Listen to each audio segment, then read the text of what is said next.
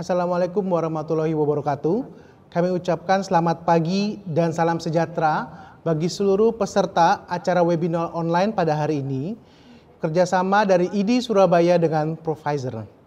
Kami akan membacakan topik pada hari ini adalah mengenal vaksinasi sebagai upaya pencegahan terhadap penyakit infeksi dengan moderator Dr. Yongki Hendro Prayitno, spesialis penyakit dalam, konsultan endokrin, metabolik, dan diabetes. Dengan topik pertama, pencegahan dini penyakit infeksi pada balita oleh Dr. Dominikus Susada, dokter, spesialis anak konsultan. Dan topik kedua, respon imun dewasa lansia terhadap vaksinasi, rekomendasi pencegahan, Dr. Ari Baskoro, spesialis penyakit dalam, konsultan alergi imunologi. Untuk mempersingkat acara kita, kami undang Dr. Brahmana Askandar, spesialis osteoginekologi konsultan, sebagai Ketua ID Surabaya untuk memberikan opening speech sebagai pembuka acara ini. Assalamualaikum warahmatullahi wabarakatuh. Selamat pagi yang terhormat, yang saya hormati Dr. Ari Baskoro, Dr. Dominikus, Dr. Yongki selaku moderator dan narasumber pada pagi hari ini, Dr. Charles sebagai host. Saya terima kasih banyak meluangkan waktu di tengah hari libur, seharusnya hari istirahat, kemudian sekarang memberikan materi ke kita. Jadi kita selama pandemi itu hikmahnya, ini hikmah, sekali lagi di balik musibah selalu ada hikmah. Hikmahnya itu sebelum pandemi kita mungkin merasa asing dengan Zoom meeting dan lain-lain. Kemudian diindus oleh pandemi, ternyata kita dipermudah untuk memperoleh ilmu. Mudah-mudahan kita selalu bersemangat untuk mendapatkan tambahan wawasan, updating ilmu, karena itu sangat penting untuk menjaga profesionalisme kita dalam menangani pasien-pasien kita. Pada pagi hari ini topiknya adalah mengenai vaksinasi, baik pada anak-anak oleh pakarnya langsung Dr. Dominikus maupun pada dewasa oleh Dr. Ari Baskoro. Mudah-mudahan acara berlangsung lancar dan bermanfaat bagi kita semua. Kita harus tetap menjaga protokol kesehatan. Apapun kita tidak boleh lengah. Apalagi kita ini dokter, kalau kita lengah, kita dicontoh masyarakat. Mungkin termasuk juga di media sosial masing-masing harus menjaga bahwa mungkin kalau kita mau memposting sesuatu harus dipikirkan kira-kira masyarakat akan memandang kita menjaga prokes atau tidak begitu. Jadi karena itu akan sebagai contoh. Misalnya, oh Dr. Charles itu tanpa masker di sana sini pasti dicontoh itu sama masyarakat ya. Jadi itu mungkin pesan saya. Jadi mudah-mudahan COVID ini segera tuntas dan kita kembali ke kehidupan normal. Bahkan kalau COVID tuntas pun, saya yakin sebagian tetap milih Zoom meeting, mungkin itunya. Jadi rapat-rapat tetap Zoom meeting tidak bisa hilang, karena kita sudah 2 tahun hampir mengenal Zoom meeting. Terima kasih, kalau ada kesalahan di sana-sini, saya sebagai Ketua ID Surabaya mohon maaf. Mudah-mudahan ada masukan dari sejawat semua untuk perbaikan acara-acara ini ke depan. Terima kasih. Wassalamualaikum warahmatullahi wabarakatuh. Assalamualaikum warahmatullahi wabarakatuh. Selamat pagi sejawat semua. Yang terhormat Dr. Dominikus Susada, spesialis anak konsultan, dan Dr. Ari Baskoro, spesialis penyakit dalam, konsultan alergi imunologi, sebagai narasumber kita pada pagi hari ini. Pagi hari ini kita akan sedikit merefresh, ya. Kita akan mendengarkan dari pakar-pakarnya mengenai vaksinasi sebagai upaya pencegahan terhadap penyakit infeksi. Hadir di tengah kita pada saat pagi hari ini adalah seorang ahli penyakit infeksi, utamanya pada pediatri, pada anak, dan juga seorang ahli imunologi yang akan memberikan materinya pada pagi hari ini. Baik, nanti akan berlangsung pemaparan materi oleh pakar-pakarnya, oleh beliau-beliaunya, dan diakhiri dengan sesi terakhir berupa diskusi.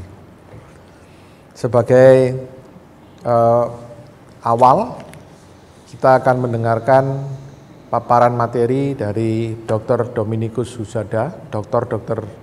Dominikus Susada, spesialis anak konsultan. Beliau adalah staf senior di Departemen Ilmu Kesehatan Anak, RSUD Dr. Sutomo, FK UNER. Beliau mengambil Master of Clinical Tropic Medicine di Fakultas Tropical Medicine Mahidol University Bangkok. 2008 dan konsultan penyakit pediatris tropis dari FK UNER 2011 dan mengambil doktor di FK UNER pada 2016. Dan beliau saat ini akan memaparkan materi dengan judul pencegahan dini penyakit infeksi pada balita yang terutamanya pada masa pandemi ini juga kita akan sangat berdekatan dengan penyakit infeksi ya. Beliau akan banyak memaparkan masalah infeksi. Terima kasih.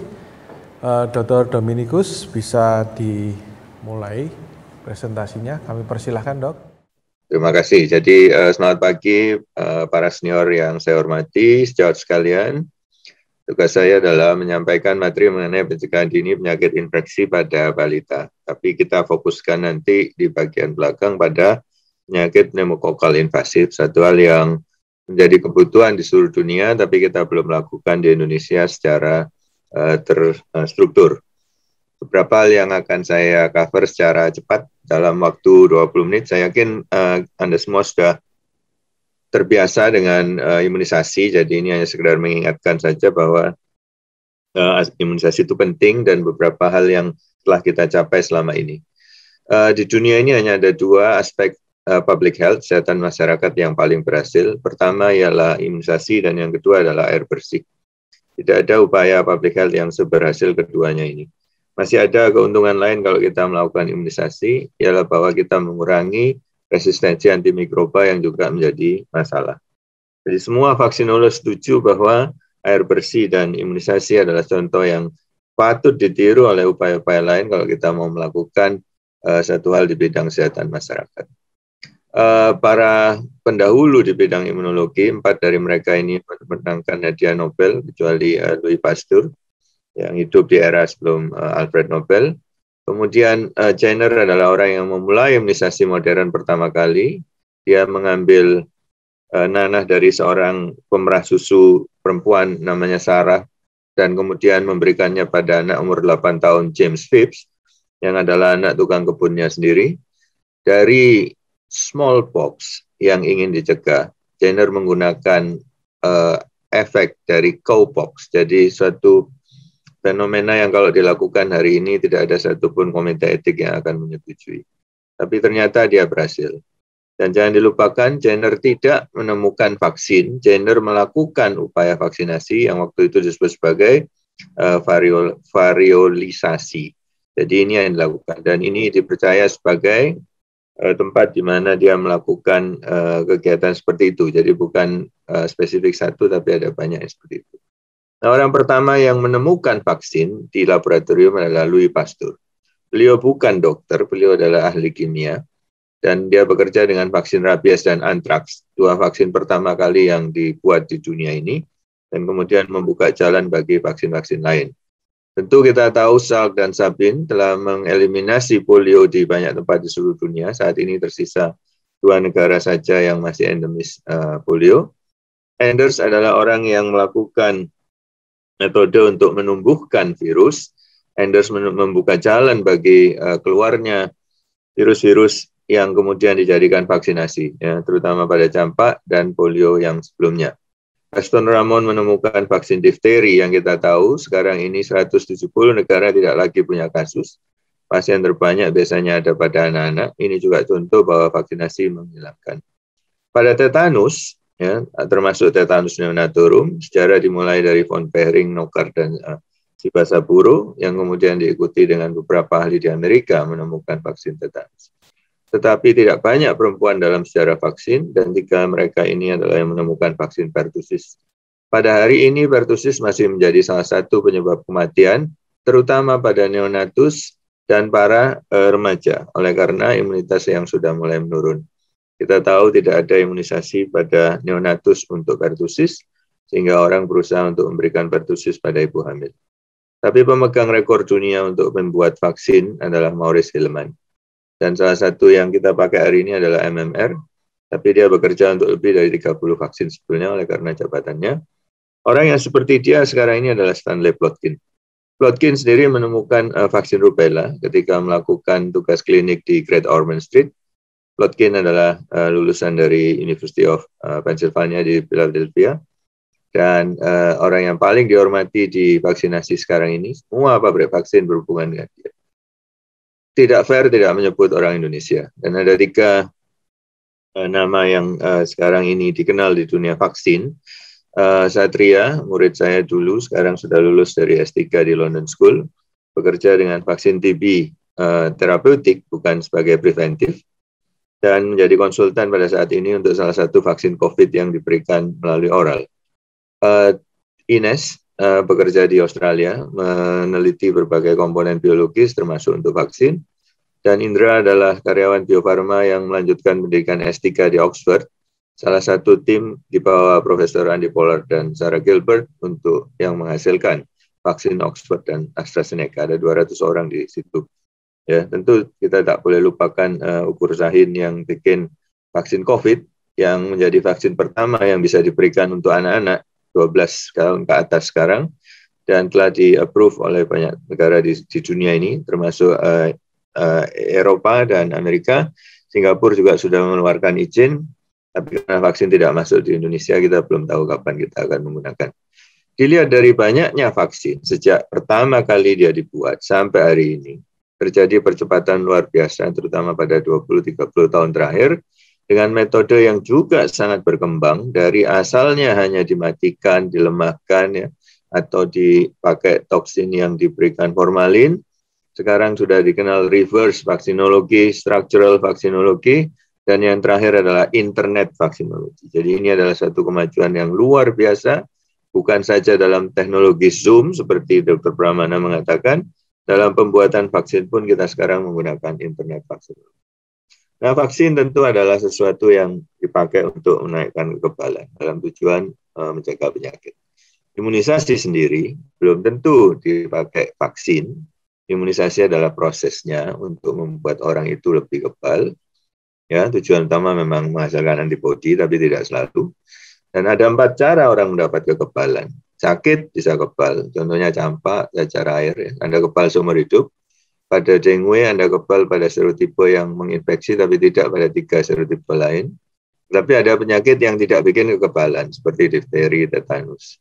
Yang kedua adalah kalau tidak sakit, tapi kena bertemu terus dengan mikroorganisme. Ini terjadi pada difteri.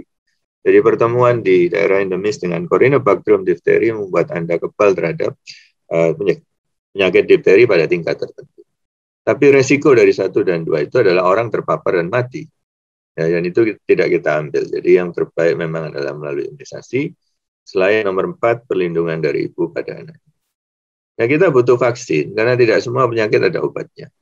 Dan bagaimanapun kita tahu mencegah lebih baik dari mengobati. Pencegahan pasti lebih murah. Dan vaksin telah terbukti efektif.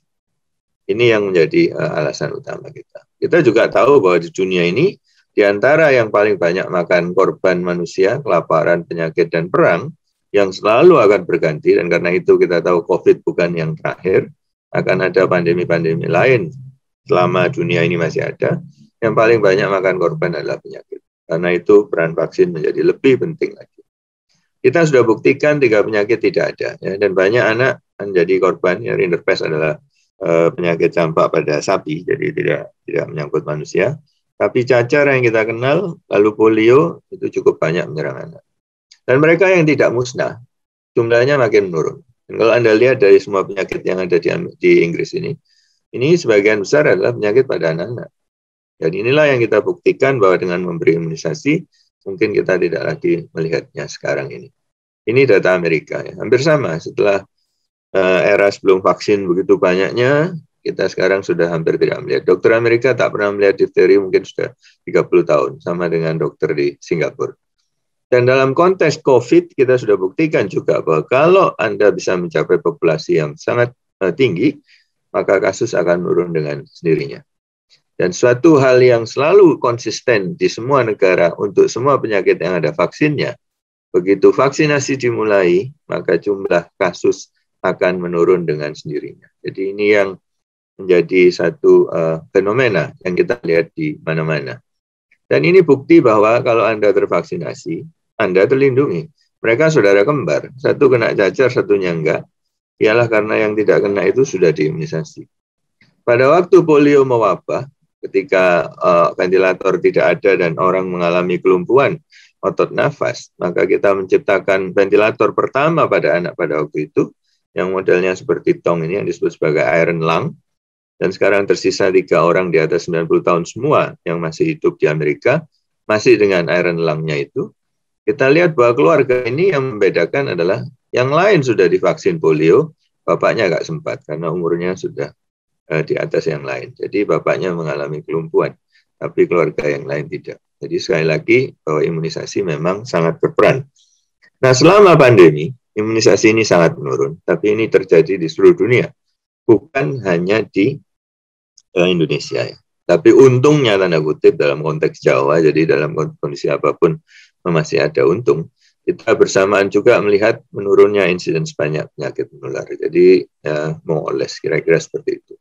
Ya, ini situasi Indonesia 2019 tidak terlalu banyak terpengaruh ketika di Wuhan mulai banyak ya, dan sebetulnya semua ahli infeksi ketika Cina hampir berhasil mengalahkan itu sudah cukup optimis.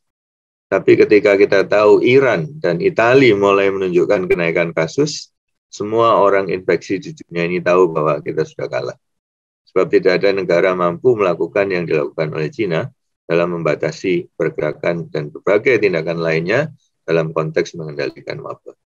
Maka pada tahun 2020 terjadi penurunan luar biasa pada semua kegiatan imunisasi. Indonesia kehilangan lebih dari 35% dalam setengah tahun pertama, ya, yang berusaha untuk dikejar pada pertengahan tahun berikutnya. Amerika juga sama. Ya, baik di negara-negara bagian mereka, seperti di Michigan, maupun di data Amerika secara keseluruhan, semua kegiatan imunisasi menjadi menurun. Maka IDAI dan semua yang lain seperti Kementerian Kesehatan, UNICEF, WHO, ya, mengeluarkan himbauan, tetaplah melakukan imunisasi. Lalu dibuatlah berbagai cara supaya jangan sampai kita mengalami double outbreak, karena kita sudah lihat, begitu Anda stop imunisasi, maka penyakit akan muncul kembali. Ya, kasus terakhir tentu di Syria.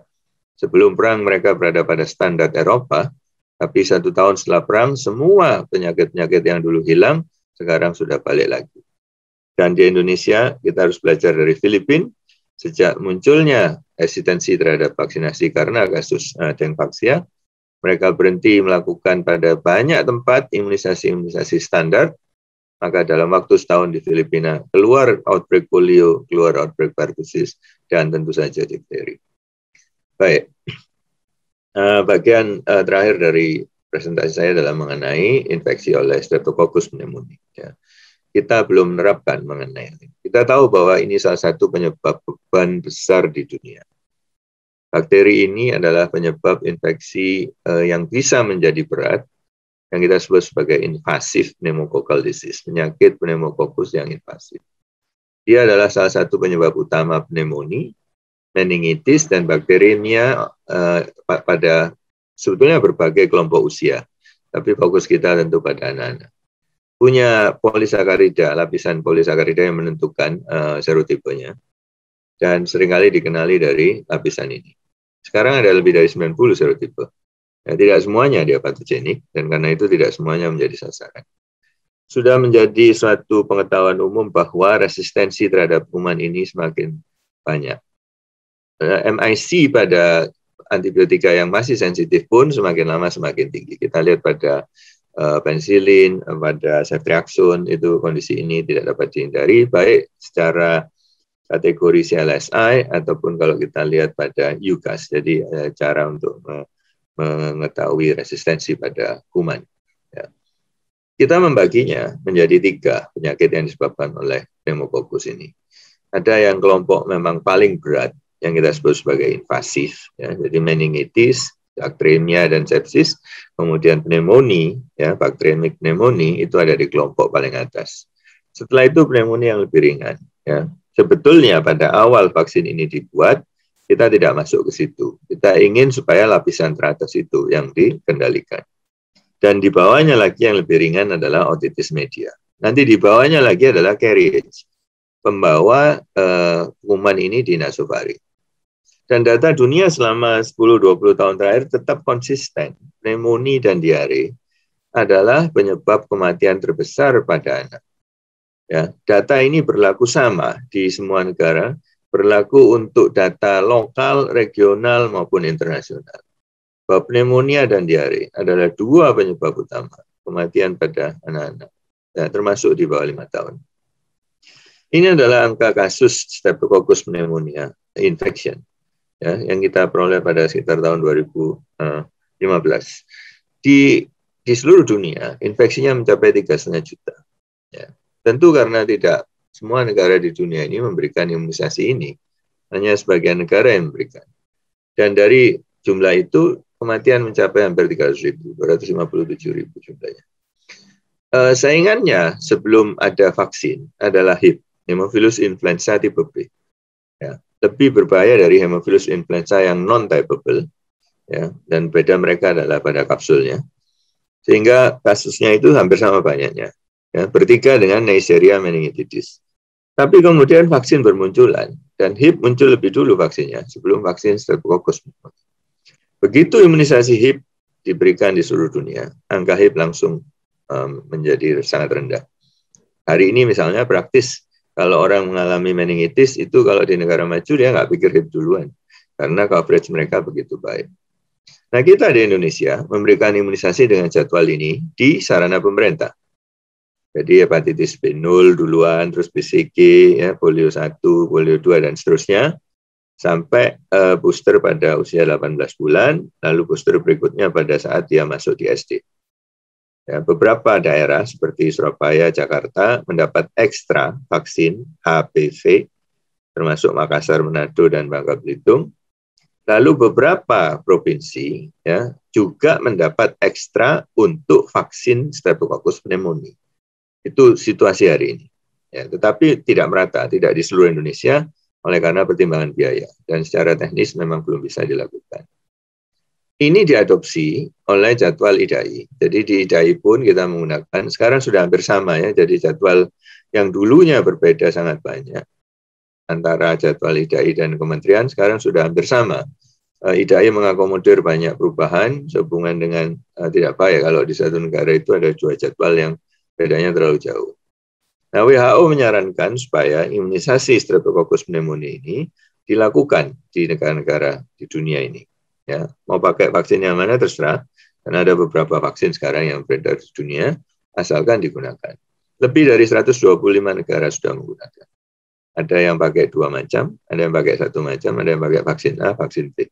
Jadi WHO tidak terlalu mempermasalahkan. Di jadwal IDAI, dia diberikan pada umur 2, 4, dan 6 bulan, kemudian satu lagi booster setelah umur setahun. Ya, jadi 3+1 adalah skema umum yang berlaku di seluruh dunia sebagai skema pertama. Dalam perkembangannya, sebagian negara kemudian mereduksi skema ini setelah terbentuk herd immunity yang cukup tinggi. Nah, kita memulai program untuk Streptococcus pneumoniae di NTB. Jadi Lombok dipakai sebagai tempat percontohan yang kemudian diikuti oleh Bangka dan Bangka Belitung 2 tahun yang lalu, dan sekarang akan diperluas di banyak daerah di Indonesia. Mengapa menggunakan NTB? Karena disitulah penelitian HIV dilakukan. Dan banyak data sebetulnya bisa diekstrapolasi dari data yang diperoleh waktu kita meneliti Haemophilus influenza tipe B yang lalu. Tahun ini diharapkan 2 provinsi, yaitu Jawa Barat dan Jawa Timur, akan mulai melakukan vaksinasi ini. Jadi secara konsisten dari waktu ke waktu, Kemenkes berharap kita akan bertambah. Di mana dia diletakkan? Pada umur 2, 3, dan 12 bulan. Jadi 12 bulan adalah sesuatu yang baru, yang kita tidak kenal sebelumnya. Tapi 2 bulan adalah saat DPT. 3 bulan adalah saat DPT.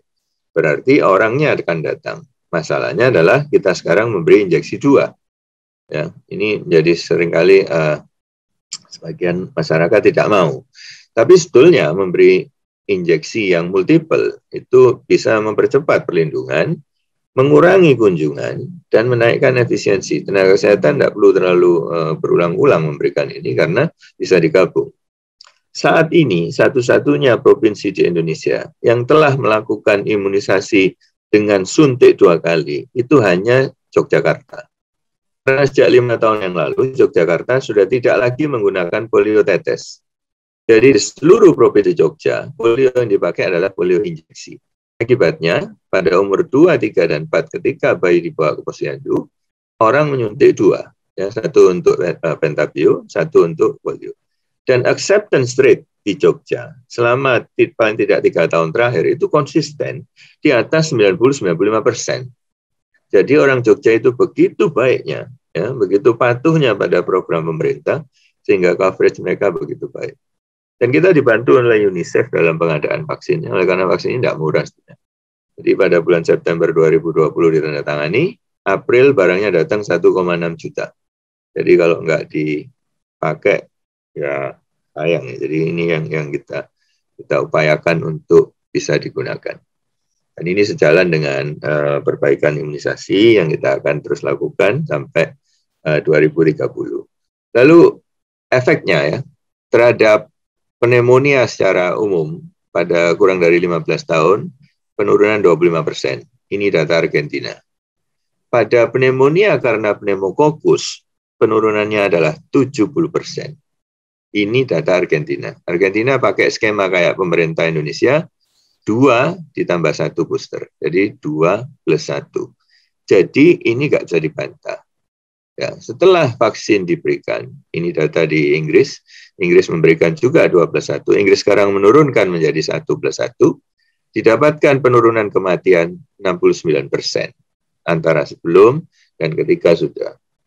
Ternyata bukan cuma untuk yang invasif, untuk otitis media pun dia berefek. Jadi didapatkan penurunan dari 82% menjadi 18% dalam waktu 7 tahun setelah vaksin diberikan. Ya, sangat-sangat luar biasa. Dan ini mungkin tidak diperhitungkan ketika pertama kali digunakan.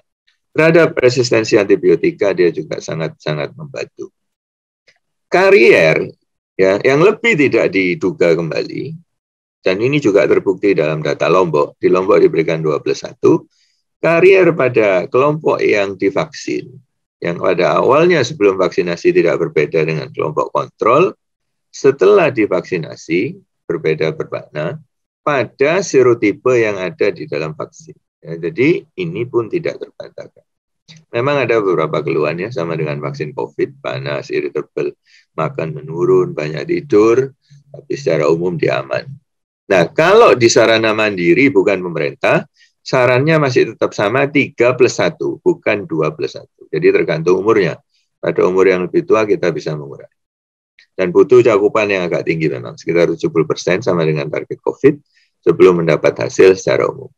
Kalau kita bisa mengurangi carriage, maka penularan pada kelompok lain akan menurun. Dan yang paling signifikan bagi saya adalah pada kelompok lansia. Nanti Dr. Ari mungkin akan menyampaikan. Amerika kaget karena begitu anak-anak divaksin, jumlah orang dewasa umur 65 ke atas yang masuk rumah sakit menurun 50%. Ya, ini mereka tidak perhitungkan sebelumnya. Jadi ini salah satu bukti bahwa herd immunity itu ada. Kelompok yang tidak divaksin mengambil keuntungan dan mendapatkan kekebalan karena kelompok lain divaksin. Ya, memang tujuan vaksinasi itu kalau bisa kematian dicegah, penyakit berat, penyakit ringan, terakhir baru transmisi. Ya, tapi nomor 1 dan 2 itu paling penting. Dan nomor 1 dan 2 itu adalah yang merah muda. Itu sudah tercapai. Bahkan ke bawah kita sudah bisa. Ya. Dalam konteks manfaat vaksin, kalau kita lihat efikasi, ya, penurunan resiko terinfeksi atau resiko sakit antara kelompok divaksin dibandingkan yang tidak divaksin, selama uji klinik, itu efikasi. Effectiveness, kalau sudah selesai uji klinik, jadi di masyarakat. Dan dampak berikutnya, semuanya telah terbukti pada vaksin ini.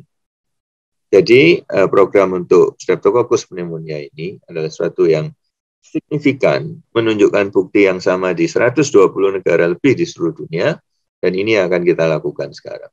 Jadi keberhasilan imunisasi yang kita sudah buktikan sekian lama, dengan musnahnya 3 penyakit dan menurunnya insidence penyakit-penyakit menular lain, sekarang kita akan lakukan juga untuk imunisasi pneumokokus. Ya, jadi Kementerian Kesehatan telah melatih, melakukan sosialisasi terhadap dinas-dinas kesehatan di seluruh provinsi yang akan dilibatkan, Dan oleh karena itu kita perlu memberi support supaya kegiatan ini terus berlanjut. Saya kira demikian Dr. Yongki yang bisa saya sampaikan. Terima kasih.